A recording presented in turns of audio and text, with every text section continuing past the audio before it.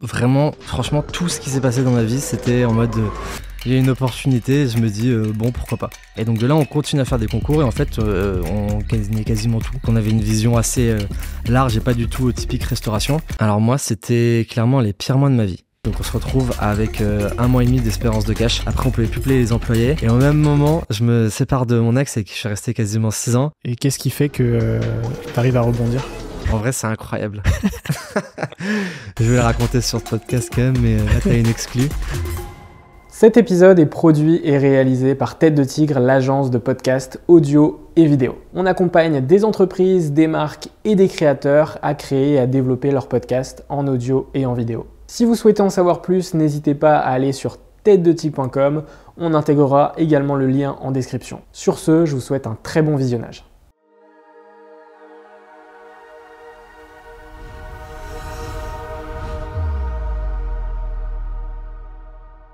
Salut Alex, comment tu vas ? Ça va et toi ?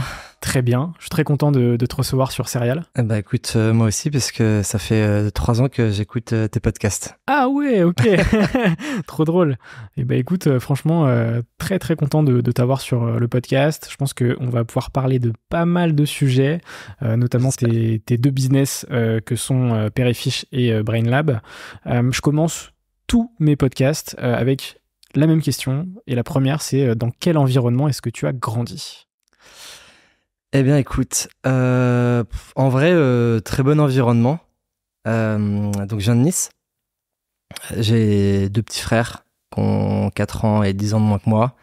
Et en soi, mon père, il était joueur de tennis pro. Et après, enfin là, il a toujours, d'ailleurs, maintenant depuis longtemps, un club. Du coup, il est prof de tennis. Et en fait, ma mère a arrêté de travailler quand mon premier petit frère est né. Donc, quand j'avais, tu vois, 4 ans. Donc, du coup, mère au foyer qui s'est très bien occupée de nous. On manquait de rien, mais enfin, tu vois, ils m'ont vraiment éduqué, je trouve, dans les bonnes conditions, dans le sens où pas du tout pourri gâté. Un peu d'argent de poche, tu vois. Genre au lycée, j'avais 1 euro par jour. C'est pas une blague en plus. Pékin Express. C'était Pékin Express. Et Pékin Express n'existait pas encore, je crois, au début. Et je disais à mes parents, là, c'est chaud, tu vois. Et en fait, ils me disaient, voilà, si tu veux aller t'amuser, faire le con et tout, tu vas travailler. Donc j'ai commencé à faire beaucoup de jobs étudiants, tu vois, à 18 ans. Et 17-18 ans. Et ce que je trouve cool, parce que du coup, vu que je fais plein de jobs de merde, je me suis vite rendu compte que j'avais envie un peu de me bouger, tu vois. Et ça t'apprend un peu les valeurs de la vie. Donc sinon, voilà, très bonne ambiance familiale, mes parents ensemble, tout se passe bien, je m'entends bien avec mes frères, donc cool. Ton père a été joueur de tennis pro, du coup ? Il est monté à quel niveau ? Alors, c'est la première fois que je raconte cette petite anecdote. En fait, mes grands-parents, ils étaient au Maroc. Donc, ils sont arrivés au Maroc, je sais pas à quel âge, mais mon père est né là-bas.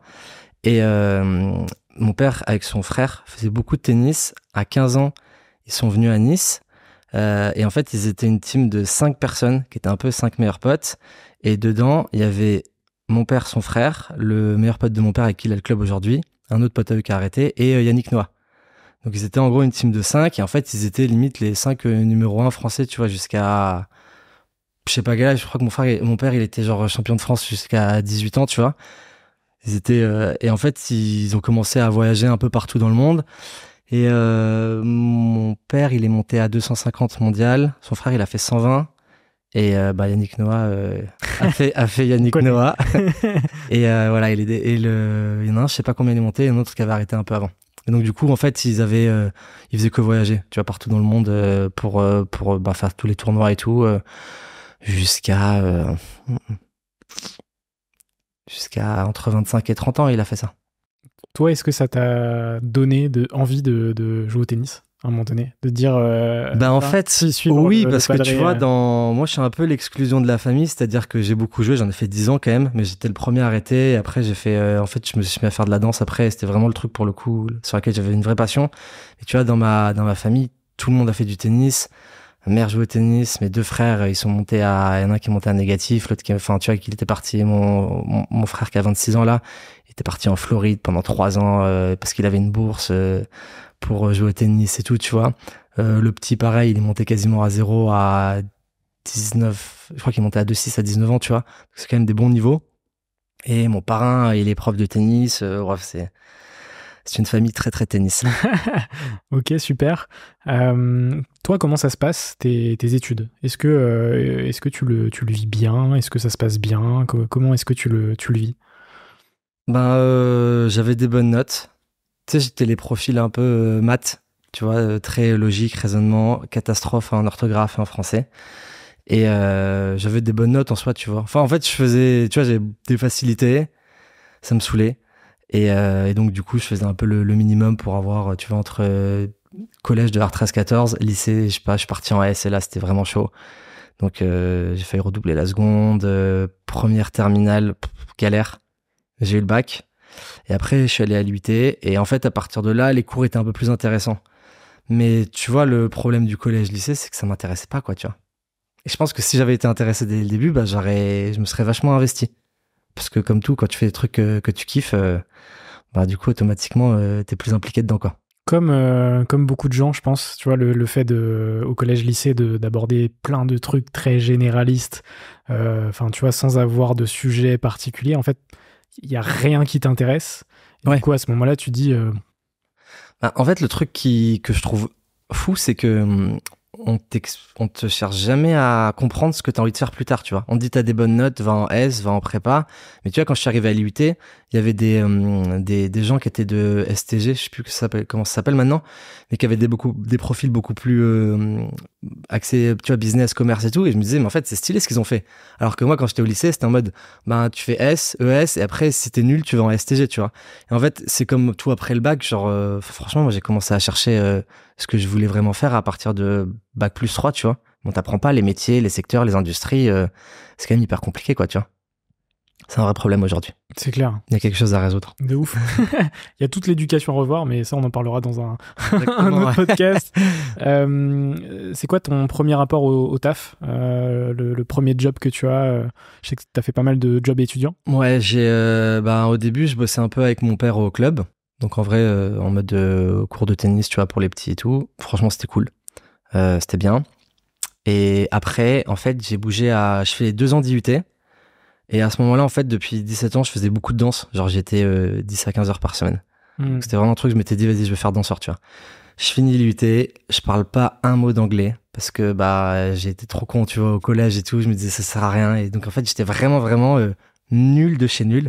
Je me dis, vas-y, je bouge à Londres pour apprendre l'anglais. Donc, j'arrête les cours 1 an. Et en fait, je faisais de la danse là-bas aussi beaucoup. Genre, j'étais quasiment 3 heures par jour. Et à côté de ça, je faisais des jobs en intérim dans de l'hôtellerie de luxe. Et là, vraiment, j'ai fait des trucs de merde, des trucs horribles en costard et tout, avec mon meilleur pote qui avait bougé avec moi. On avait été pris dans un bar, avant de faire l'intérim, on était pris dans un bar à cocktail. C'était des gars, tu vois, qui avaient une des plus grosses boîtes de Londres. Donc, tu vois, le truc très chic, avec une bonne clientèle et tout.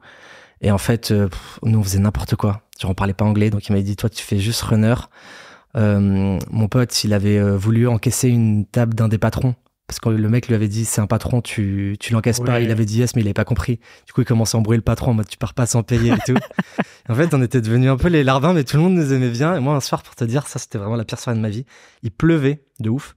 Et ils avaient pas de balai. Et il m'avait donné, des rouleaux de PQ. Et il me disait, quand les gens rentrent, tu frottes comme ça derrière pour pas que le resto soit trempé. Et ça, je pense que niveau de job, c'était une de mes pires soirées, tu vois. Ouais, tu m'étonnes. Et après, beaucoup d'hôtellerie, de restauration, des jobs étudiants, quoi. Donc, même si ça bossait dur, et des fois c'était cool, et des fois c'était l'enfer, quoi. Qu'est-ce que tu fais après tes études? Je sais que tu as d'abord des expériences en tant que salarié. Ouais, je fais 1 an à Londres. Là, je me dis, j'ai plus de thunes. C'est la merde. Je reviens en France. Je me dis, je reprends les études. Je fais une licence 3 dans une université anglaise. Et après, je rentre à Schema, donc école de commerce. Je fais M1, césure, M2. Et en fait, tout est allé assez vite parce que j'ai fait mon premier stage de césure chez Kiabi en chef de produit. Rien à voir. Je me suis très vite rendu compte que j'étais parti sur la mauvaise direction. Et en fait, à partir de ce moment-là, j'avais déjà commencé à beaucoup me renseigner et tout. Et j'ai appelé tout le monde, tous les gens que je connaissais, les potes de mon père, les gens plus vieux, en mode, tu fais quoi dans la vie? Pourquoi tu fais ça? Est-ce que t'aimes et tout? Et en fait, petit à petit, je me suis dit, lui, cool, lui, pas cool, etc.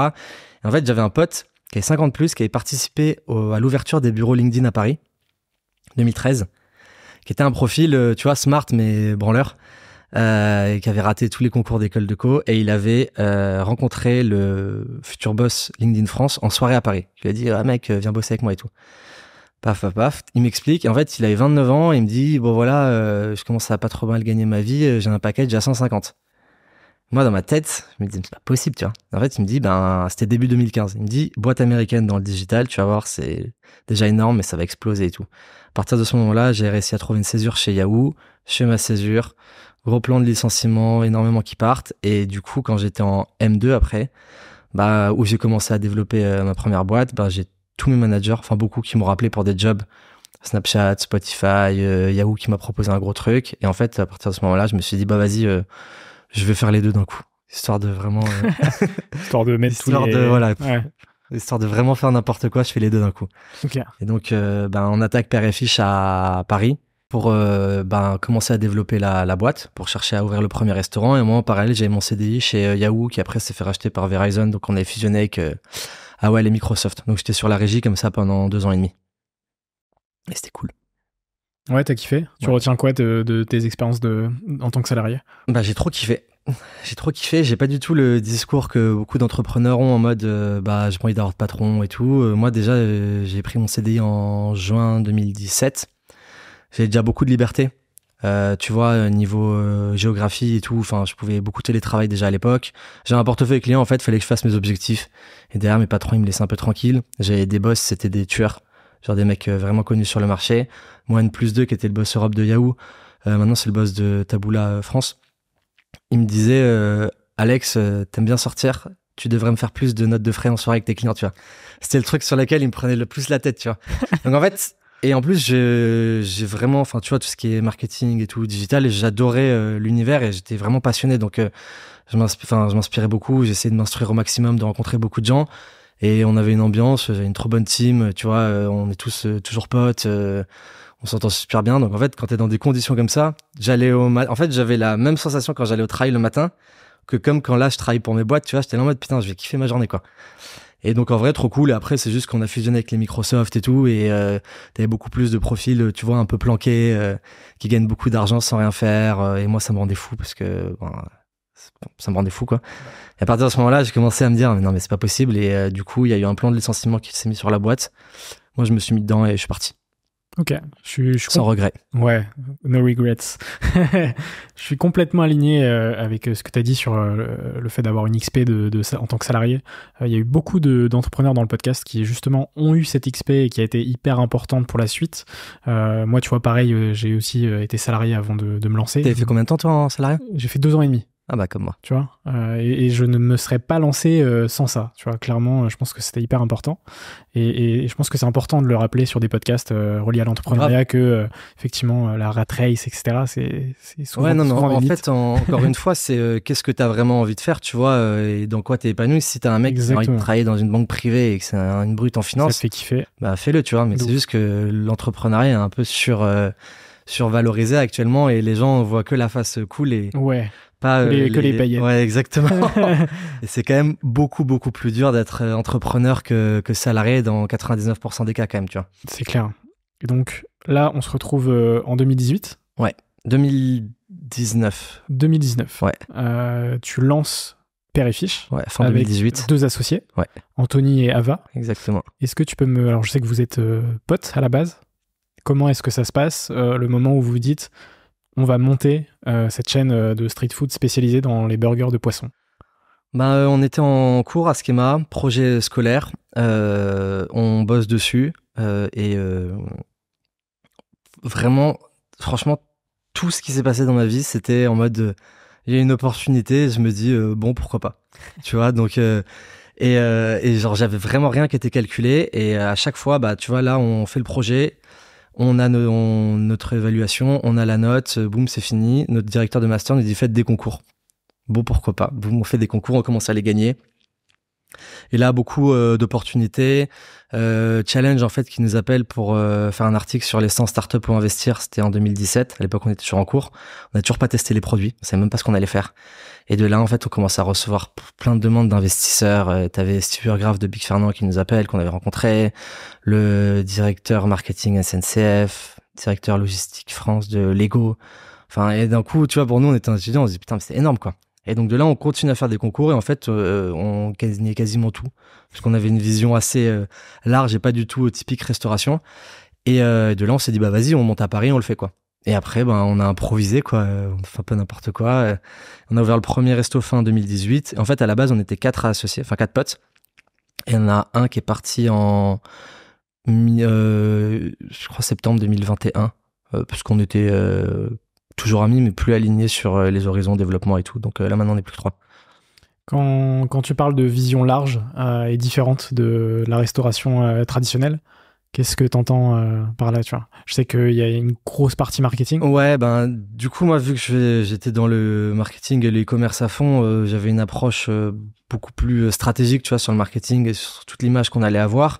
Et à côté de ça, on était déjà, tu vois, en mode on va se répartir les rôles. T'auras un profil hyper opérationnel, t'auras un profil financier, légal, comment on protège notre marque dès le début, comment on imagine un plan de développement. Donc en fait, on n'arrivait pas avec, on veut ouvrir un restaurant, on disait, on va créer un truc très gros, tu vois. Et du coup, bah, vu que le produit n'existait pas et qu'on arrivait bien à le vendre, bah, les gens, ça les excitait, quoi, tu vois. Donc, du coup, par rapport à là, ils disaient, OK, bah, là, ce projet-là, il y a du potentiel et c'est ça qui nous permettait de gagner, quoi. Et en plus, on connaissait quand même plutôt bien nos sujets chacun. Qu'est-ce qui s'est passé entre le moment où vous avez eu l'idée à l'ouverture du premier resto? Beaucoup de choses. En résumé, tu vois. Bon, tous les trucs à la con, business plan, Ouais. etc. Après, les 2 gros chantiers, c'était trouver les financements et trouver le local. Et en plus de ça, on n'était pas de la restauration, on sortait d'études et tout. Donc les 2 grosses galères, c'était comment on réunit l'apport, on trouve des gens qui nous donnent un peu d'argent, on fait des concours et tout. On a le prêt à la banque et à côté de ça, comment on trouve un local. Et ça a été vraiment enfin, n'importe qui ouvre un resto demain, ça va être les deux grosses problématiques. Parce que nous, tu vois, il nous a coûté quand même un peu plus d'1 demi-million le premier resto. Donc c'est une petite somme à sortir, quoi. Comment ça se passe justement l'ouverture de ce restaurant, aussi bien d'un point de vue business, mais aussi d'un point de vue humain, tu vois, même vous êtes dans quel état d'esprit à 4 à ce moment-là, comment est-ce que ça se passe? Alors moi, c'était clairement les pires mois de ma vie. Parce que quand on a ouvert, j'étais encore en CDI. Donc en fait, j'allais vers 8h, 8h30 à mon job. Je partais à 18h30. Après, je faisais 19h, 23h30 le temps qu'on ferme au resto.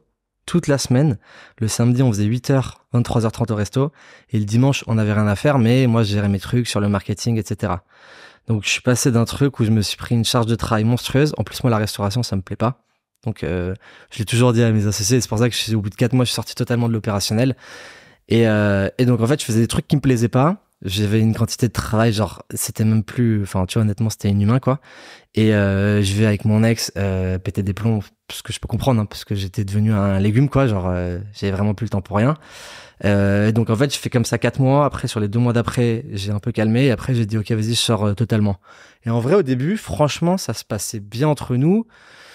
Mais voilà, il y avait des petites tensions et tout, mais c'est normal en fait, parce que moi, mes associés qui avaient pas le CDI, bah, ils vivaient pareil dans le resto, quoi. C'est juste qu'ils étaient dans le resto quand moi j'étais à mon boulot, mais franchement, c'était compliqué. Et puis c'est vrai que quand tu dis, moi j'aimais pas du tout la restauration, ton associé qui a le plus d'affinité avec ça, c'est Anthony. Parce que c'est Anthony et Ava surtout. Et Ava aussi. Ouais, les deux en vrai. Qui, eux, ont une XP là-dessus et même un héritage culturel aussi. Ouais, exactement. Relié à tout ça. On avait tous bossé beaucoup en restauration et après, tu vois, moi, en étudiant, j'ai fait beaucoup de jobs en serveur, en hôtellerie et tout, donc je connaissais le truc. En fait, moi, ce qui me plaît pas sur la restauration, c'est que, t'as des horaires. Et c'est bête, mais j'aime pas avoir des horaires parce que des fois au restaurant, tu vois, il y a personne, mais t'es là. Et j'avais l'impression de perdre mon temps, tu vois.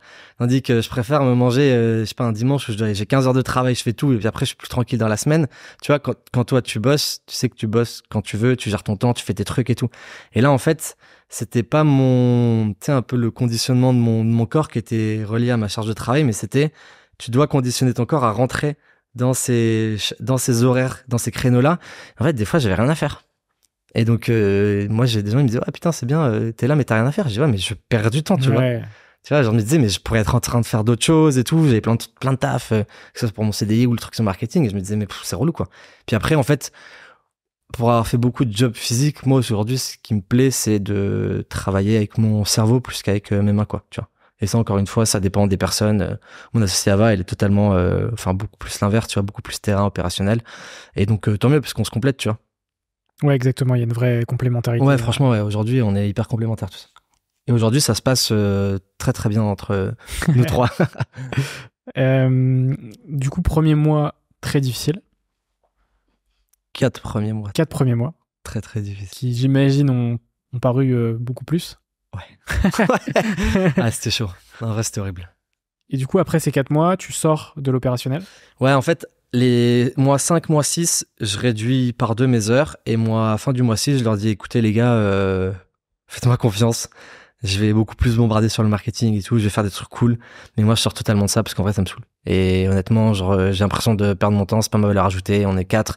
Pas besoin d'être 4 patrons dans un resto. Donc voilà. Donc c'est à ce moment-là que tu te dis on va bombarder sur les réseaux sociaux. On avait déjà, honnêtement, à l'ouverture bien bombardé. Mais en fait, je me dis, je vais avoir du temps pour me creuser l'esprit et pour pouvoir aller encore beaucoup plus loin dans la réflexion, quoi. Les 2 plus gros canaux de communication du coup pour Père et Fiche, c'est TikTok et Instagram. Comment est-ce que tu as mis en place toute cette strat, tu vois? Vu que je faisais beaucoup d'e-commerce et quand on en a pas parlé, mais j'ai fait beaucoup de dropshipping aussi à un moment donné en parallèle, histoire d'avoir encore moins de temps pour moi. J'avais la vision sur tout ce qui se faisait en e-commerce qui est beaucoup plus en avance que les business physiques. Donc, du coup, les réseaux sociaux, les stratégies publicitaires, l'influence, qui aujourd'hui est quand même un peu plus saturée, mais à l'époque, c'était un boulevard. Donc, en fait, j'ai réappliqué tout ça à Père et Fiche. Et le truc que j'ai fait un peu, on va dire sans faire exprès, c'est que j'ai direct associé la marque à une aventure de potes qui se lance, pas du tout une entreprise, ce qui est un peu aujourd'hui le truc de personal branding, building public et tout. Et on avait une page Facebook 1 an et demi avant l'ouverture d'un resto, ce qui est quand même beaucoup. En fait, sachant qu'en plus on ouvrait un resto, quoi. Tu vois, on n'était pas en train d'ouvrir un truc qui va changer le monde. Compte Insta 6 mois avant l'ouverture, ce qui fait que quand on a ouvert, on avait déjà 8000 personnes Facebook et 4000 sur Insta. Donc il y avait déjà une petite communauté. Et dès qu'on a ouvert, j'ai bombardé d'influenceurs. On en avait 40 par mois qui venaient. Plus de la pub qui tournait de tous les côtés. Plus grosse stratégie de contenu qui était beaucoup plus orientée photo à l'époque. Et petit à petit, vidéo. Et après, TikTok. TikTok, TikTok, Covid, on rentre chez nous, pas grand chose à faire. Et pareil, je regarde, tu vois, beaucoup de vidéos marketing, j'écoute plein de podcasts et tout. En fait, c'est comme ça que tu trouves un peu les failles à chaque fois. Je vois TikTok qui commence un peu à péter, je me dis, vas-y, go, on teste. Et de là, tout le monde m'a dit n'importe quoi. TikTok, c'est de la merde. J'ai des associés qui m'ont dit mais tu vas ruiner la marque. Que des gens qui dansent dessus. Et oui, ce qui était vrai à l'époque. Mais en fait, j'aurais dit les gars, c'était le moment pour péter. En fait, on avait déjà plein de vidéos Insta qui étaient à l'époque un peu des vidéos, tu sais, à la Daniel Schiffer là, avec les effets whoosh là et tout là. Et du coup, je dis je vais juste faire du repost et ça me prenait je cutais une vidéo et je la postais, ça me prenait 1 minute. J'ai dit, on voit, et au pire, ça marche pas, tant pis, tu vois. En fait, à un moment donné, t'as une vidéo, elle a fait 500 000 vues, on a pris 15 000 abonnés d'un coup. Donc là, j'ai dit, ok, intéressant. Et en fait, petit à petit, on a commencé à s'y mettre de plus en plus. Et je crois que c'est vraiment avril 2021. On a déjà 50 000 abonnés TikTok où on s'est dit, ok, là, vas-y, on va se focus bien sur le sujet et on va mettre en place une vraie strate de contenu. Mais j'ai fait ça parce qu'à l'époque, personne n'était sur TikTok, tu vois. Aujourd'hui, c'est pas ce que je conseillerais de faire. Mais en fait, je comprenais pas le réseau, tu vois, parce que honnêtement, même si ça commence à être vachement démocratisé, ce format très organique et tout, iPhone, c'était pas du tout vers quoi tendait le marché. Le marché tendait vers des vidéos de plus en plus pro et tout à chaque fois. Et j'avais cherché à trouver des jeunes, tu vois, qui allaient un peu m'aider sur ça. Et j'avais trouvé une fille, c'était une des potes de toute la French House, je sais pas si t'as envie de te parler. Ça me dit un truc. Qui venait au resto et on se faisait des TikTok ensemble et tout. Donc à l'époque, elle, c'était cool parce qu'en mode job étudiant, il y a personne qui proposait ça. Donc elle, ça lui faisait de la thune et on faisait des vidéos ensemble. Et moi, en fait, je comprenais un peu petit à petit comment ça fonctionnait, quoi. Et après, petit à petit, on a professionnalisé tout ça et on a accéléré. C'est vrai qu'on en a parlé rapidement, mais du coup, quelques mois après le lancement de Père et Fiche, il y a effectivement la pandémie qui arrive. Comment est-ce que tu le vis, toi, d'un point de vue perso? C'est-à-dire, tu lances un business qui est full physique. Comment est-ce que ça se passe? Ben, en vrai, déjà quand on a ouvert fin 2018, on s'est pris gilets jaunes. Après, on s'est pris les grèves, ou les grèves, les trucs, réforme des retraites, Covid, guerre en Ukraine, inflation des prix. Donc en vrai, on a tout pris. Franchement, Covid, on n'a pas trop réalisé. Et en vrai, on l'a plutôt bien vécu. Parce que on est tous rentrés chez nous dans le sud, tu vois. Et on était là, bon, on va voir, tu vois. Et en fait, quand on a réouvert, nous, on fonctionnait en livraison et à emporter. Donc on a eu des petits mois à perte au début, mais après, on s'est gavé, quoi. Genre, ça fonctionnait très, très, très, très bien. On a fait quasiment des chiffres records pendant le Covid. Trop bien. Donc, limite, à la fin du Covid, j'étais triste que ça s'arrête, que tout revienne à la normale. Mais non, franchement, je pense personne réalisait ce qui se passait. Donc, on n'avait même pas ce truc de stress et tout. Tu vois, on avait pris un PGE qui nous a quand même bien endettés aujourd'hui, qu'on rembourse maintenant, mais qui nous a permis d'amortir le truc. Et ben, franchement, on était dans l'adaptation de ouf, quand on sait pas. Parce qu'en plus, ça a duré combien de temps au final? 1 an et demi. Ouais. Enfin, avec vois, des... déjà, ils disent, c'était quoi? C'était 2 semaines le premier confinement, après ça prolonge et tout. Après, ils en avaient remis un en novembre ou un couvre-feu, je sais plus. Et en fait, on était là en mode, on essayait de survivre, quoi. Tu vois, on se disait, mais putain, c'est incroyable. Après, c'est clair que sur la food, et notamment sur de la street food, je pense que ça a boosté, tu vois, les livraisons. Ouais, donc... Et aussi le lancement de Dark Kitchen, etc. Enfin, tous ces business qui sont uniquement focalisés sur de la livraison.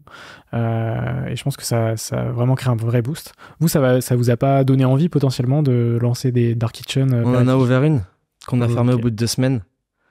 Vas-y, raconte-moi ça. Bon, écoute, en fait, l'avantage pendant le Covid, c'est que toutes les marques qui étaient, on va dire, un peu cool sur les réseaux, jeunes, qui étaient déjà bien digitalisées, elles avaient déjà toute une communauté qui était hyper connectée, donc tu pouvais rentrer en contact beaucoup plus facilement et leur livrer tes produits. Donc en fait, c'était l'avantage de toutes les jeunes marques qui sont aujourd'hui un peu montées par des profils, tu vois, écoles de commerce comme nous, tu vois, qui sont pas issus purement de la restauration. Et Dark Kitchen, ouais, on nous a proposé toutes les Dark Kitchen du monde, et au final, on s'était laissé tenter sur un projet à Aubervilliers, et en fait, au bout de 2 semaines, on a dit, franchement, on était à même pas 50% du seuil de renta tous les jours. On s'est dit, en vrai, c'est impossible. Enfin, c'est tellement d'énergie pour gagner si peu à la fin. Donc, on est sorti. J'en connais très, très peu qui ont gagné de l'argent avec les Dark Kitchen. C'était un peu le... Pas en France, en tout cas. Hein? Pas en France, en tout cas. Il y en a, après, tu vois, j'ai pas les chiffres, mais en fait, au vu de tous les projets qu'on nous a proposés, tout ce qui a fermé, toutes les boîtes un peu comme nous qu'on a testé et qui n'ont pas fonctionné, c'était un peu le scam version restauration. On te le scam de la pandémie. On te vendait la solution miracle, et en final, le restaurateur, pour gagner de l'argent, c'était quand même très, très compliqué, quoi. Ok. Aujourd'hui, vous avez 2 restaurants ouverts, un à Paris, un à Lille. Yes. Ces dernières semaines, vous avez lancé votre franchise. Exactement. Comment est-ce que ça se passe, tu vois? Eh ben, c'est plutôt cool, parce que là, on a 142 candidatures pour dingue. 3 posts LinkedIn et 3 stories Insta. Efficace. D'où l'importance de la communauté aujourd'hui. Et non, que des bons profils. Là, tu vois, on en a vu une vingtaine sur 140, et on a déjà plus de bons profils que prévu sur le premier tour. Donc, honnêtement, très cool, beaucoup de demandes. Nous, on est prêts là à débiter, parce qu'on a bien tout préparé pendant plus d'1 an et demi. Et écoute, on va voir, hein.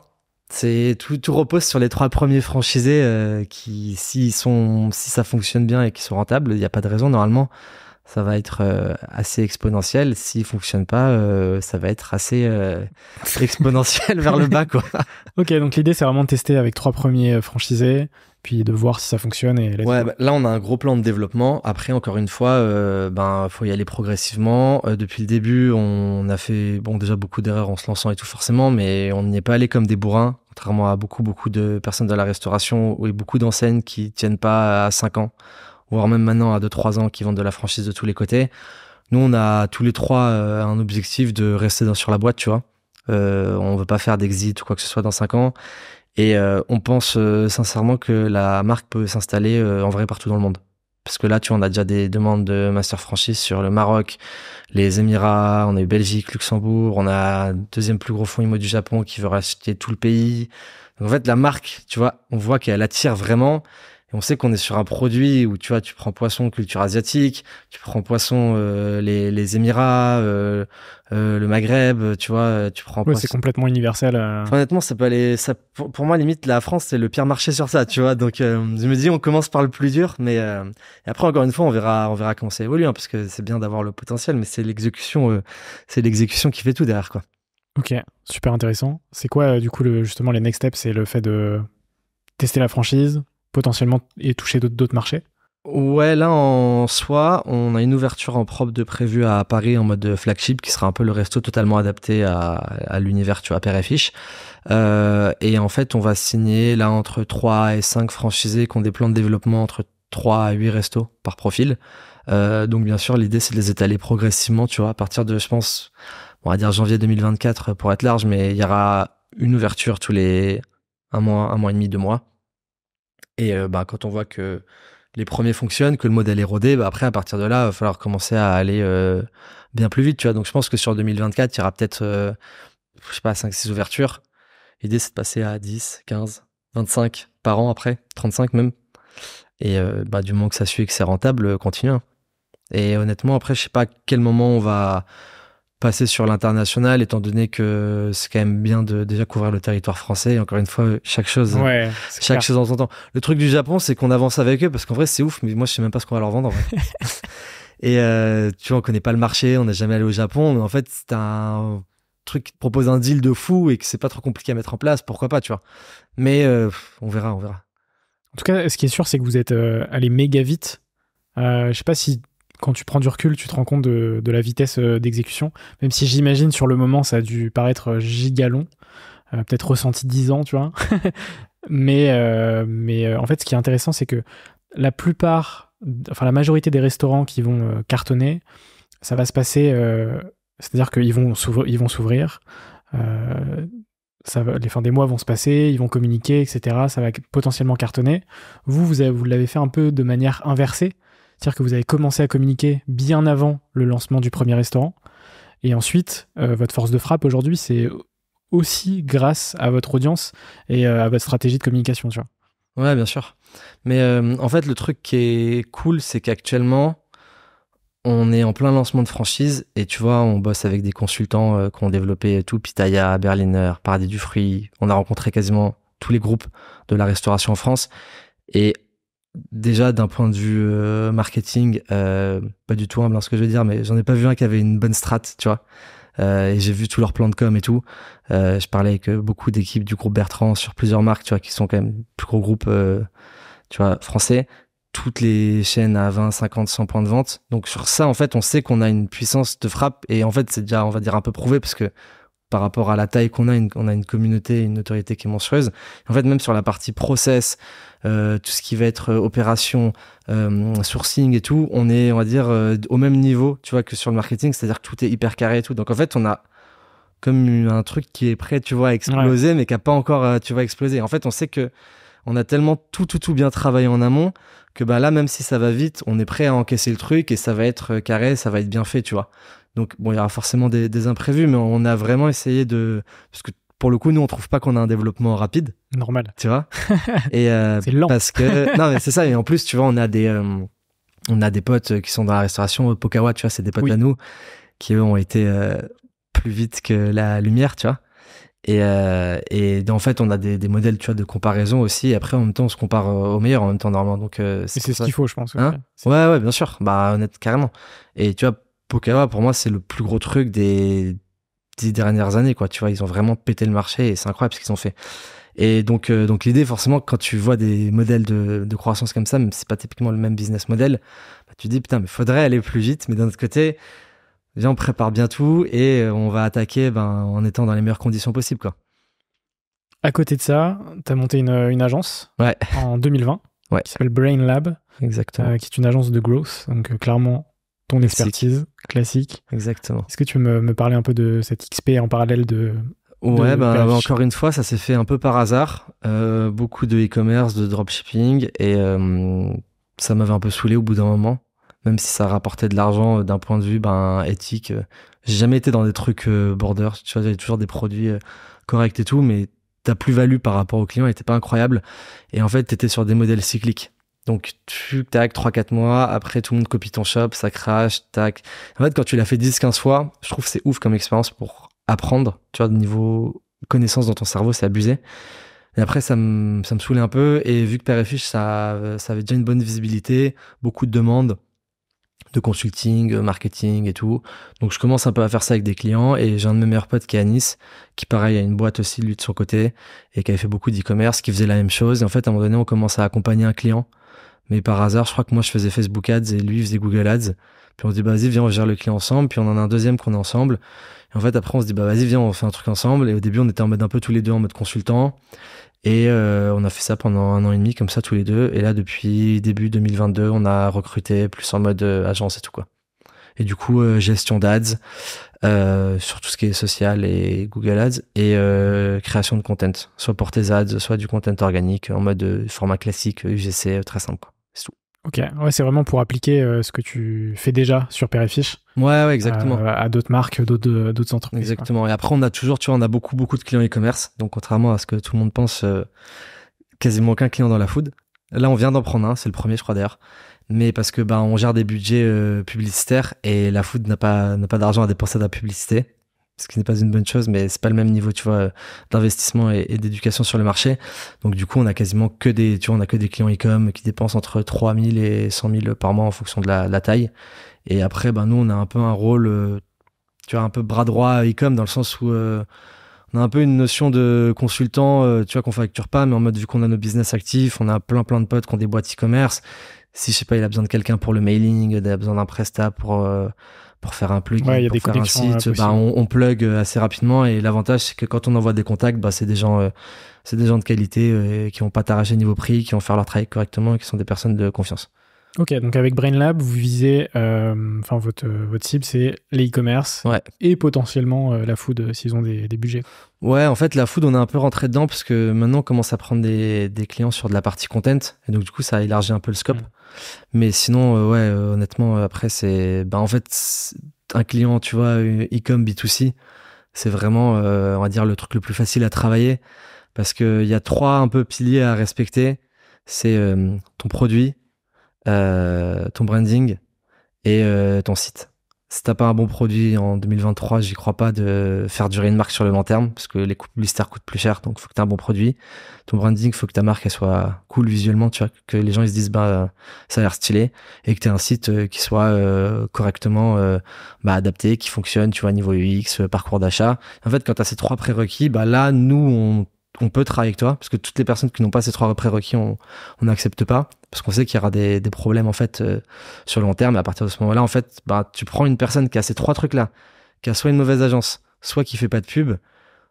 Déjà, toute la structuration que tu fais et les pubs que tu crées, honnêtement, c'est quasiment impossible de se rater derrière, quoi, tu vois. Parce que aujourd'hui, le produit, c'est quand même le truc le plus important. Ouais, c'est clair. Ok, super intéressant. On passe à la partie bilan de ces aventures. Et ma première question, peut-être que tu la connais déjà, c'est quoi le moment le plus difficile de ton aventure ? Je l'avais oublié, celle-là. T'as évidemment le temps d'y répondre, tout sera cuté, t'inquiète. Non, alors, le moment où on a ouvert Père et Fiche et le moment où j'avais mon CDI et tout encore, franchement, c'était horrible. C'était horrible, mais c'était horrible d'une façon fatigante, tu vois. Donc j'avais pas d'énergie, mais l'aventure était stimulante. Je pense qu'après, vraiment, le pire moment, c'était il y a pas longtemps, là, c'était genre, tu vois, Q4 2022, donc sur la période novembre. Là, c'était chaud. En fait, je me suis tout pris d'un coup dans le sens où on avait fait beaucoup de cash avec mon associé sur BrainLab, parce que un modèle agence, ça rapporte du cash, tu vois. Donc on a recruté un peu comme des débiles. Donc en fait, les mauvais choix, tu sais, au bout de quelques mois, tu commences à les voir. Donc on se retrouve à avoir moins de croissance de CA, beaucoup de masse salariale, beaucoup de brouhaha, tu vois, des employés qui te parlent et tout pour rien. En fait, on perd du temps de tous les côtés, on patine dans le vent. Donc on commence un peu à être en mode putain, faut tirer, tu vois, la sonnette d'alarme. En parallèle, sur Père et Fiche, on avait un prêt qu'on devait enclencher à la BPI qui traîne. Et en fait, on se fait refoule par la BPI alors que c'était pas du tout prévu. Donc, on se retrouve avec 1 mois et demi d'espérance de cash.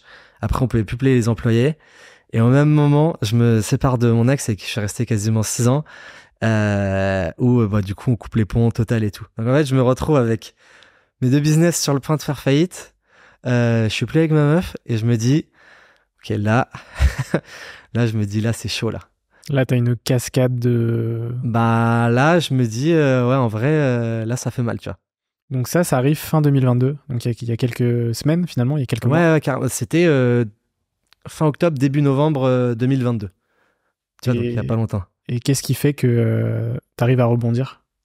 Eh ben, écoute, en vrai, c'est incroyable. Je vais le raconter sur ce podcast quand même, mais là, t'as une exclue. En fait, je regarde grave de trucs sur tout ce qui est cerveau et tout. Tu vois, je fais beaucoup de développement personnel, de respiration et tout. Plein de trucs comme ça. Et j'ai une pote qui me parle d'une sorte de chaman qui a vu 2 copines à elle et qui ça lui a changé la vie. Et encore une fois, je dis bah vas-y, ouais, pourquoi pas, tu vois. Genre, je réfléchis pas du tout. Et en fait, du coup, c'est une personne qui travaille avec de la MD ou des champis. Et c'est de la psychothérapie sous psychédélique. Je vais la voir et je dis bah vas-y, ouais, on teste. Et je prends pas du tout de drogue, tu vois. J'ai dû en prendre 2-3 fois dans ma vie avant quand j'étais jeune, mais c'est pas du tout un truc que je kiffe. Et en fait, du coup, j'ai fait une sorte de, c'était en 3 sessions, mais j'ai fait une sorte de voyage sous MD en mode séance de psy. Et c'était totalement ouf. Et du coup, j'ai revoyagé dans toute ma vie et j'ai eu un regard vachement différent sur plein de choses. Et à partir de ce moment-là, tu vois, ça fait genre 4-5 mois maintenant que j'y suis allé. Et en fait, ça a vachement changé ma notion des choses, ma perception de l'environnement. Tu vois, comme sur, par exemple, Père et Fiche, il y a toujours cette frustration de se dire, putain, mais on aurait pu aller plus vite, on pourrait faire plus, tu vois. Et beaucoup plus être dans le moment présent, apprécier ce que t'as fait, ce que t'as bien fait, et plus profiter des choses simples de la vie. C'est un peu cliché dit comme ça, mais tu sais, je pense que t'as eu des moments toi aussi un peu chauds, et c'est vachement compliqué de sortir la tête du guidon, tu vois, sur ça. Et de prendre du recul sur la situation et juste d'apprécier tout ce que tu vis actuellement et de voir encore qu'est-ce que dans tout ce que tu fais, tu vois, est-ce qu'il y a des trucs que t'aimes pas faire et que tu pourrais cutter, tu vois, parce que nous, s'il y avait beaucoup de choses que j'avais fait un peu pour la pas du gain, tu vois, en mode des clients qu'on avait pris qui nous saoulaient mais qui nous rapportaient de l'argent, tu vois. C'est normal au début, tu vois. Ouais, de ouf. Et en fait, petit à petit, j'ai coupé, on va dire, toutes mes branches négatives pour être dans un truc, dans un climat hyper cool, hyper vertueux et faire en sorte que je sois vachement aligné avec tout ce que je fais et que je kiffe, quoi, tu vois. Ok. Et donc voilà, mais incroyable. Et tu vois, c'est pas la première fois qu'on parle de ce genre d'XP dans le podcast. Mais non, putain, j'en ai écouté beaucoup. J'en ai discuté avec Maxime Barbier en septembre dernier, ex-Minute Buzz, qui maintenant monte une startup à Lisbonne. Et lui, pareil, m'a raconté ses expériences et que ça l'a complètement transcendé, tu vois. Ah non, mais honnêtement, c'est abusé. Et genre, tu vois, t'es vraiment pas, enfin, je suis pas le profil anti-drogue et tout. Si tu veux en prendre, je m'en fous, tu vois. Mais moi, c'est pas du tout un truc qui me plaît. Et en fait, le fait d'en prendre là, d'un point de vue plus, tu vois, scientifique un peu, en fait, je me rappelle de tout. Et c'est comme, tu sais, si tu prends quand tu bois beaucoup, tu sors un peu de ton esprit parce que le lendemain, tu te rappelles pas de tout, tu vois. Tandis que là, en fait, tu rentres au plus profond de ton esprit. Et moi, c'était totalement ouf parce que j'avais une intention principale à définir. Et tu vois, la meuf, on a parlé et tout en amont, elle me posait des questions pendant 2 heures et elle m'a dit, en vrai, ça va, tu vois. Elle m'a dit, tu vas très bien. En fait, moi, je lui avais dit, vu que je fais beaucoup, beaucoup de choses d'un coup, j'aimerais bien plus réussir à reconnecter avec moi-même et profiter du moment présent. Et donc, en fait, au moment où j'ai pris le truc et tout, au bout d'une demi-heure, ça part. Et en fait, c'est parti genre vraiment d'un coup, très, très fort. Et pendant 15 secondes, t'as une sensation un peu désagréable. Et je me rappelle, genre, j'ai la sensation, mais c'est abusé. C'est que c'est comme si j'avais un raz-de-marée. Tu sais qu'en fait, comme si tu prends une montée d'eau, mais version énergie, et quand c'est arrivé à mon cerveau, putain, les gens vont me prendre pour un fou. Quand c'est arrivé à mon cerveau, ça a pété d'un coup, et en fait, à partir de ce moment-là, c'est comme si tous les trucs douloureux que j'avais eu dans ma vie avaient disparu, mais genre en un claquement de doigts, que ce soit des blessures musculaires, des décès, des peines de cœur, des embrouilles, des situations de stress, et en fait, genre, j'étais dans un état de détente totale, et ce qui est fou, c'est que maintenant, tu vois, je me fais... pas tous les jours, mais j'essaye quasiment 4-5 fois par semaine. Je me pose, tu vois, dans la journée, 10 minutes dans le canapé comme ça, et genre, je m'allonge, et je prends le temps de bien respirer, et en fait, j'arrive à me remettre dans un état de détente, pas bien évidemment aussi puissant, mais tu vois, genre bien au-delà de ce que j'arrivais à faire avant, tu vois. Et en fait, quand je fais ça 10 minutes dans la journée, je sors de ce truc et genre je me dis, putain, mais tu sais, c'est comme si tu rechargeais tes batteries de ouf. Ouais. Et du coup, en fait, depuis que j'ai fait ça, je suis d'accord avec toi, j'en ai parlé avec beaucoup de potes qui ont des boîtes aussi, et il y en a plein qui l'ont fait. Ouais, je pense que c'est encore. Je pense que je vais créer un groupe un peu, tu sais, sous-marin. Ouais, il y en a beaucoup qui aiment pas en parler, ouais. Ouais, non, mais c'est sûr. Autre question bilan. On a parlé du moment le plus difficile. Et là, j'aimerais connaître le moment le plus marquant pour toi sur l'aventure Périfiche.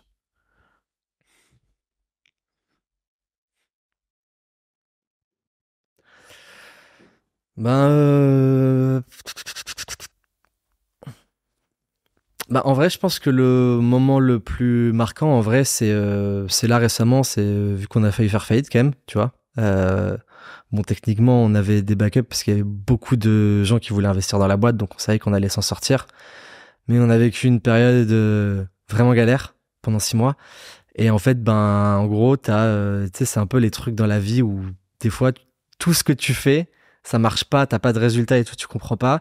Et du jour au lendemain, t'étais dans une pente de déclinaison totale et du jour au lendemain, il y a tout qui te sourit un peu. Et en fait, on a eu, franchement, sur Père et Fiche, je pense 1 an et demi de zéro bonne nouvelle, tu vois. Que des galères. Et en plus, on en rigolait. J'ai des vidéos qui sont pas sorties, tu vois, où je vois les comptes sont en négatif, on a plus de thunes et on dit, bon, voilà, là où on en est et tout. Et en fait, à partir de ce moment-là, tu vois, on a eu une date le 10 février, on a eu une première grosse bonne nouvelle. Et on a dit, putain, 10 février, c'est genre le rebond, quoi. Et en fait, à partir de ce moment-là, on a que des bonnes nouvelles, tu vois.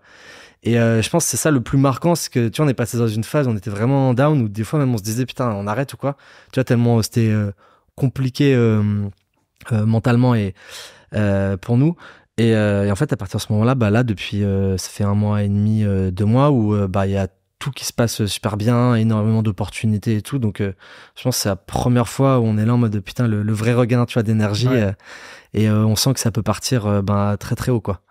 Puis d'un côté, il y a eu ce switch, mais de l'autre, vous avez aussi eu la capacité à tenir le coup sur cette période, tu vois, parce que potentiellement, vous auriez pu vous dire, bon, ok, je sais pas, on trouve un financement, enfin, on vend potentiellement le projet, enfin, il y avait plein de solutions alternatives, et au final, vous avez quand même gardé le cap, tu vois. Bah ouais, exactement. En fait, tu vois, on est 3 associés, et Anthony, du coup, qui était celui qui avait l'idée à la base, ce qui est ouf, c'est que, tu sais, il était toujours hyper optimiste. Et c'est vraiment, tu vois, sa force, parce que je pense que s'il n'avait pas été là aujourd'hui, tu vois, on serait pas encore tous là. Parce que c'est lui, tu vois, au moment où le bateau il était en train de couler, c'était vraiment le capitaine du navire en mode personne bouge, quoi. Et tu vois, nous avec Ava, il y a des fois on était en mode putain, mais vas-y, on va arrêter, quoi, tu vois. Et en fait, le matin tu te réveilles, tu te dis non, mais je peux pas arrêter maintenant parce que c'est trop gros ce qui peut se passer. Et après, l'avantage c'est que ça se passait bien quand même entre nous, tu vois. Donc on s'est retrouvés, tu vois, un peu dans la même galère. Mais tu vois, là, on a eu des galères, genre, on s'était coupé les salaires pendant 6 mois. Enfin, tu vois, c'était des trucs vraiment relous. Et en fait, à la fin, on s'est tapé des barres en mode, putain, mais on est en train de... T'as ton niveau de vie, moi, il était comme ça. D'un coup, il a baissé, là, il remonte. Enfin, tu sais, c'est vraiment le montagne russe. Et vu qu'on était un peu tous dans la même merde, on se disait... Enfin, on le prenait vraiment à la rigolade, tu vois, alors que c'était pas drôle. Hein. Mais, et je pense que c'est ça qui nous a vachement aidé à y tenir, vu qu'en plus, on était... on s'entend bien, tu vois. Parce que si tu t'entends plus et que t'es associé dans une situation comme ça, là, je pense que c'est mort.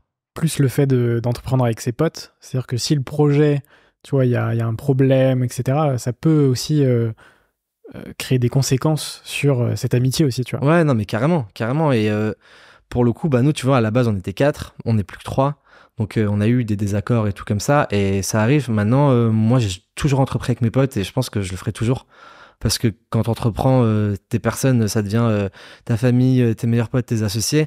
Tu passes tellement de temps avec eux que si c'est pas une personne avec qui j'ai vraiment envie de passer du temps, même sans parler business, franchement, c'est relou parce que ça te prend les 2 tiers de ta vie, limite, quoi, voire même plus, tu vois. Et moi, je sais que sur l'agence aussi, c'est un de mes meilleurs potes, Axel. Et genre, à chaque fois qu'on enfin, tu vois, avec Axel, on s'est jamais embrouillé une fois. On a les mêmes bandes de potes, on fait les mêmes soirées, on part en vacances ensemble. Et franchement, c'est trop cool d'être dans des conditions comme ça parce que, en fait, t'as jamais l'impression de travailler. On passe à l'avant-dernière partie du podcast sur les rencontres, le mindset et l'entrepreneuriat. Ma première question, c'est de savoir c'est quoi le pire conseil qui t'a été donné. que tu as reçus? Voilà, là, il y en a beaucoup, il y en a beaucoup, mais j'étais à un événement un peu business il y a, attends, ouais, j'étais à un événement business il y a 2 mois. Et il y a eu beaucoup d'entrepreneurs et de gros entrepreneurs, tu vois, de gros profils. Donc c'était intéressant. Et en fait, t'avais un mec qui était complètement bourré, qui était je sais même pas ce qu'il a fait dans sa vie parce qu'il était vraiment vraiment bourré, mais c'était une sorte de business angel qui avait monté des boîtes. Je pense qu'il a pas trop mal réussi. Mais tu vois, 35 ans. Et en fait, il me dit, ouais, toi tu fais quoi et tout. Et donc je lui dis, ben j'ai ça, ça. Et il me dit, ça te dit que je te challenge un peu, tu vois. Et je lui dis, en vrai, carrément, parce que bah on a forcément à apprendre de tout le monde. Et en fait, il commence à me dire que mon projet, c'est impossible que ça fasse ces chiffres-là, parce que le burger au poisson, tout le monde s'en fout, que je suis un mytho. Mais tu vois, vraiment irrespectueux, mais il me faisait un peu de la peine, tu vois. Et en fait, il commence à se vénérer tout seul, tu vois. Il me dit, mais t'es pas un entrepreneur, t'es un guignol. Et il y avait un pote à lui qui était là, qui était cool, tu vois. Il me dit, ouais, désolé pour lui et tout. Et après, 2 secondes après, le mec, il commence à nous parler de sa vie sentimentale. Bon, bref, tu vois, le gars, torturé. Mais en fait, ça m'a fait rire, moi, parce qu'aujourd'hui, tu vois, je sais où j'en suis. Mais ce mec-là était, je pense, le plus gros bouffon que j'ai vu de toute ma vie. Parce qu'en fait, je me suis dit, c'est ouf de faire ça dans le sens où, si il parle comme ça à une personne qui se lance, t'as vu au début quand tu te lances, tu sais pas vraiment comment tu dois faire, qu'est-ce que tu dois faire et est-ce que c'est une bonne idée. Bah en fait c'est un peu un briseur de rêve le mec, tu vois. C'est-à-dire que oui, challenge-moi, dis-moi que peut-être là il y a des trucs à améliorer et tout, mais déjà en plus j'ai appris que le mec ne connaissait rien à la restauration. Donc déjà les gens les messieurs tu sais je sais tout, je déteste.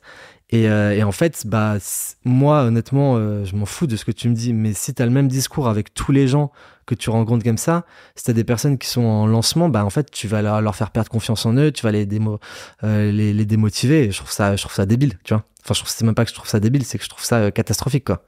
Ouais, non, c'est ouf. C'est vraiment, moi, le truc qui me saoule le plus, parce que c'est le plus gros problème actuellement, c'est que t'as plein de gens qui osent pas se lancer, parce qu'ils ont peur, parce qu'ils n'ont pas confiance en eux, et c'est vraiment ce truc de croyance limitante. Donc, si t'as un mec qui a fait des choses dans sa vie qui vient de dire t'es une merde, bah automatiquement ça va te brider, quoi. Ouais, puis sur une première rencontre sans contexte, enfin c'est. Ah non, mais c'était incroyable. Du coup, je me suis fait des petites notes et je me suis dit je contacterai cette personne dans 10 ans et on verra. Clair. Il m'a dit ta boîte ne pourra jamais marcher. Donc écoute, ça peut se passer avant 10 ans. Hein, on verra. Je reviendrai vers cette personne. Horizon 3 ans. Je ferai une petite dédicace. Carrément. On lui enverra cet extrait.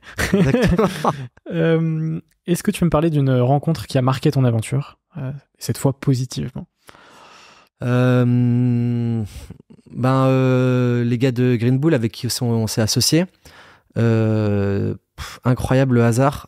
J'étais beaucoup sur Dubaï là, pendant 2 ans et demi. J'ai dû être 8 mois en cumulé, un truc comme ça. Et mai 2021, j'étais tout le mois. J'avais un appart avec des potes, dont un pote qui venait de partir travailler pour Green Bull. Un peu un profil intrapreneur, tu vois, très smart. On avait l'appart ensemble et en fait, nous on était à la piscine. Et mon pote avait un des boss de Green Bull qui s'appelle Benoît qui passe à l'appart.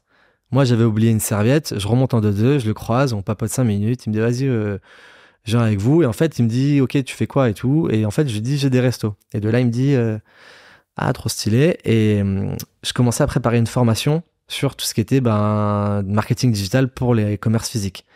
Et il me dit, mais putain, ça fait 3 ans que je cherche quelqu'un pour faire ça, parce que du coup, tu sais, Green Bull, il y a Yann Darwin dedans, ils ont un gros écosystème de formation. Et les gars sont à Nice et Dubaï, comme nous, on avait avec l'agence, tu vois. Ils ont genre 50 plus que nous. De là, on s'entend bien.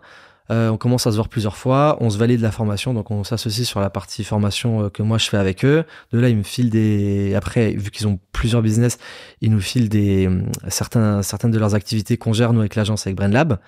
Et en fait, après, ils étaient déjà intéressés par Père et Fiche depuis 1 an et demi, tu vois, ils nous en avaient parlé. Et là, ça s'est fait un peu en mode suite des discussions, on s'est mis d'accord, et au final, on a tous direct accroché sur le fait que fallait les faire rentrer eux et pas un fonds ou quoi, parce que c'était des profils qui nous correspondaient, quoi.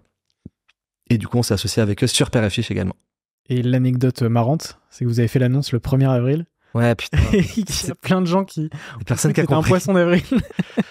Ouais, bah ça, c'était mon idée. Et tu vois, on n'a pas toujours des bonnes idées même quand on fait du marketing. Je me suis dit, père et fiche, poisson d'avril. Et en fait, non, C'est-à-dire que tout le feed LinkedIn, le feed Insta, etc., il y avait que des poissons toute la journée. Ouais. Et en fait, vu que maintenant, il y a vraiment tout le monde qui raconte sa vie sur LinkedIn, il y a eu beaucoup de poissons d'avril cette année, tu vois. Ouais. Et les autres années, il y en avait pas trop. Et je me suis dit, et en plus, le truc, c'est qu'on a fait un montage dégueulasse. Et parce que j'ai fait ça en 2 minutes, j'avais que ça sous la main. Et donc, tout le monde a cru que c'était une blague, alors que non, tu vois. Et le truc marrant, c'est que quand j'ai vu Benoît à Noël, au moment où on commençait à chercher, enfin, je lui ai dit, vas-y, on cherche des invests. On en avait parlé un peu, on était allés bouffer ensemble un soir. Et il me dit, bon, en vrai, ça va pas nous intéresser parce que vous êtes trop petits. Et du coup, je lui ai dit, bon, en vrai, y a pas de souci, mais dommage, je pensais que t'avais de la vision, quoi. Parce que c'était un peu un truc qu'on se dit tout le temps, tu vois, t'as pas de vision et tout. En fait, il m'a dit, attends, moi j'ai pas de vision. Il m'a dit, ok, donne les chiffres. Tac, tac, je lui dis, il fait, bon, vas-y, je te fais une proposition dans 1 semaine. Il me dit, on monte à Paris. On était monté à Paris juste après, on avait fait l'aller-retour dans la journée de Nice pour aller bouffer à Père et Fiche parce qu'il voulait quand même goûter les produits. Tac, dans le retour, il me dit, vas-y, c'est bon, je te fais une proposition. Et alors, ça c'est vraiment parti d'un petit pic, tu vois, alors qu'à la base, il avait dit, j'investis pas dedans, quoi, tu vois. Et au final, tout est validé. Ok, trop cool. Écoute, pour l'instant. Ce n'est pas un poisson d'avril. Ce n'est pas. Oui, je vais le répéter, j'ai dû le dire 5 fois déjà. Ok, trop cool. Dernière question pour cette partie avant de passer à la partie finale. Est-ce que tu peux me citer potentiellement 2-3 entrepreneurs qui t'inspirent le plus aujourd'hui ? Ouais. Pas forcément des gens que tu connais, que tu as rencontrés, tu vois, c'est vraiment large. Ok, alors laisse-moi 2 minutes de réflexion parce que là, il y en a beaucoup. Toujours. Alors, 2-3, c'est chaud, mais t'as...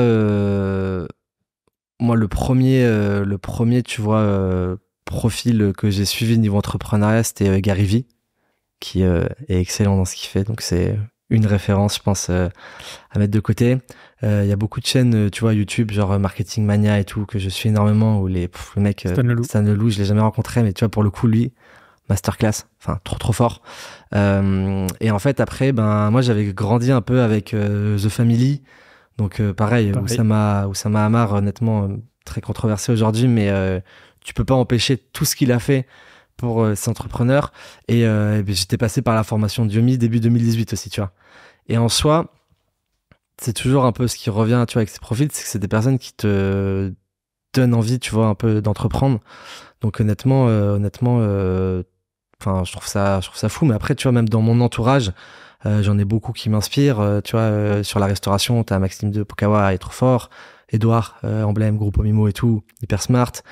J'ai un pote qui s'appelle Armand, qui est à Beyond Media. Je sais pas si ça te parle. Ah, ça me dit quelque chose, ouais. Très bon pote. 2001, tu vois, son agence fait 4 millions à l'année. Solide. Lui, tu vois, à chaque fois que je lui parle, je me prends des claques.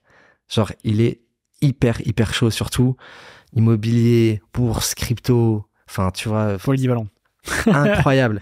Et en fait, c'est que des personnes qui, à chaque fois, en fait, tu vois, le point commun, c'est que c'est des personnes qui sont passionnées par ce qu'elles font. Vu qu'elles sont passionnées, elles y passent du temps.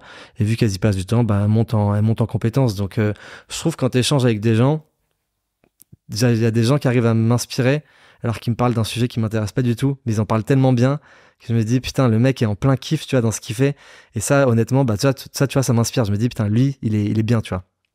Donc c'est un peu les passionnés, tu vois, Théo Koudak, pareil, tu vois, genre très fort. Il y a rien à dire et honnêtement, je pense et je pense pas me tromper, c'est que la boîte va aller très très loin parce qu'il il fait des erreurs comme tout le monde, mais il est hyper smart pour son âge. Il doit avoir quoi, 25-26, un truc comme ça. Je pense un peu plus jeune, ouais. Et tu sens que le mec il kiffe ce qu'il fait, tu vois. Il raconte ses trucs sans bullshit ni rien et c'est ça qui est cool aussi. La transparence des business. Ouais, de plus en plus. Je suis complètement aligné là-dessus et tu vois, c'est des choses qu'on retrouve sur le podcast, tu vois.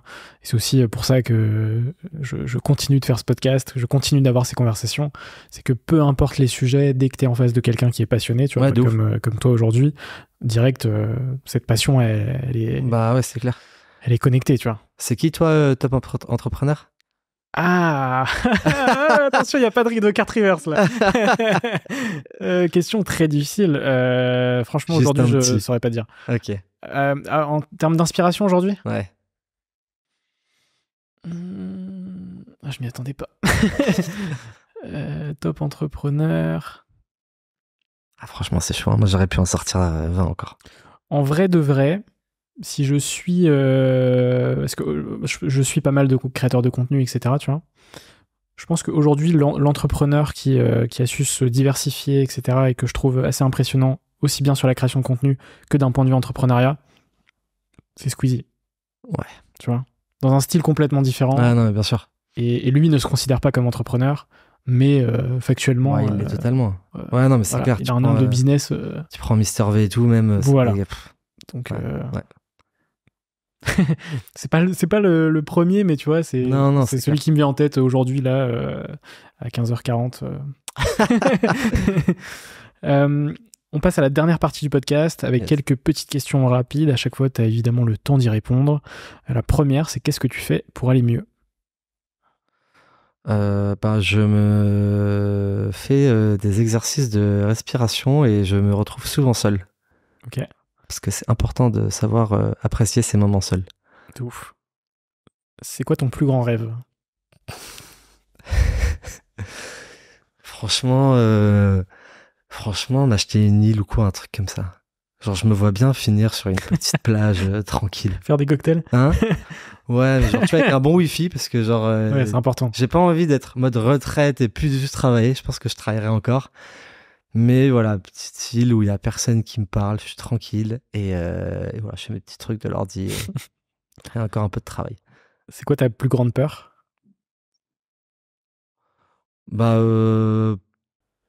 Arrêter de faire ce que j'aime.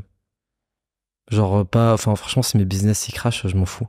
Enfin, ça me ferait chier, mais c'est pas un truc, une fin en soi, tu vois, mais c'est arrêter de continuellement, tu vois, kiffer mes journées et tout. C'est vraiment l'objectif numéro 1 que j'essaie d'avoir et de maintenir. C'est que chaque jour que je me lève, je sais que même s'il y a des trucs qui changent et tout dans la journée, je sais que je vais avoir une journée, du moins, soit que je vais kiffer, soit productive, mais qu'à la fin de la journée, je serai en quelque sorte un peu fier de ce que j'ai fait et que je serai prêt à passer à la journée d'après, tu vois, en mode cool.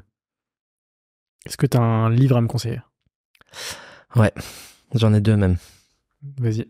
Top 2, masterclass, pas de débat possible. L'effet cumulé. Ouais. Tu l'as lu, j'imagine ? Non.